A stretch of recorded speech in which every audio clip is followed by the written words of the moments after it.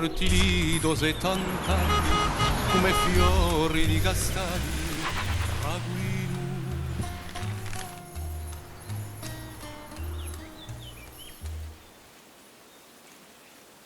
Alors nous nous trouvons dans la basse vallée d'Apiet, sur une oliveraie qui a été plantée au début des années 2000 par la famille Gozzi.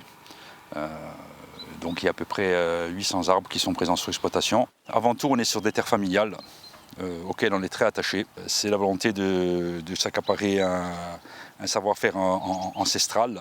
Une autre raison qu'on occulte souvent, c'est que l'olivier, c'est un gage d'éternité. Sur le plan symbolique, c'est très fort. Il y a des oliviers qui sont multimillénaires et on se rêve à croire que dans 2-3 000 ans, nous, on n'y sera plus, mais eux, ils seront encore là. Et il s'agit d'une oliveraie plus que centenaire, familiale, qui était exploitée jusqu'à il y a à peu près une soixantaine d'années et qui est tombée un peu à l'abandon depuis. Je projette remettre en production cette oliveraie. Il y a, je pense, une vingtaine de vieux oliviers. On a procédé à une taille sur 2-3 arbres. On peut observer sur les arbres déjà une production de fruits qu'on n'avait pas jusque-là. Donc c'est très encourageant. Le but, c'est de transmettre, de maintenir et d'entretenir. Et ensuite, à partir de la matière première, de la belle matière première, d'obtenir un produit fini, à savoir une huile de grande qualité et exceptionnelle.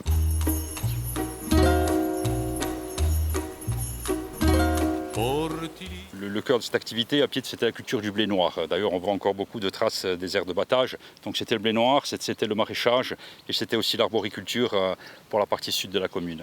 Mais il y avait quand même une belle pratique oléicole, puisqu'on en veut pour preuve les nombreux vestiges de moulins qu'on trouve dans le ruisseau de Lave. Donc c'est quand même il y a quand même un passif, un actif, je dirais plutôt, qui est ancien.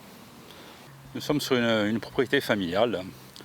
Donc qu'on a souhaité remettre en culture en 2005 et plus particulièrement en oléiculture. C'est une petite exploitation, il y a à peu près 450 arbres. Il y a de la variété de la Sabine et un petit peu de Germane. Alors la Sabine, il faut savoir quand il se monte, on l'appelle la Biancadia et on monte, donc dans notre région, c'est la Liva Bianca. On l'appelle la Liva Bianca parce qu'elle a une maturité qui est très tardive. On la récolte entre fin janvier et fin avril, certaines fois. Donc elle vient bien après les autres variétés. Mais elle a une huile d'une saveur exceptionnelle et surtout un rendement qui est très élevé. On est sur une agriculture raisonnée, une agriculture réfléchie. Et le but, ce n'est pas uniquement de commercialiser des produits d'une qualité supérieure, mais surtout des produits sains. Et pour le consommateur, et pour la nature, et aussi pour nous.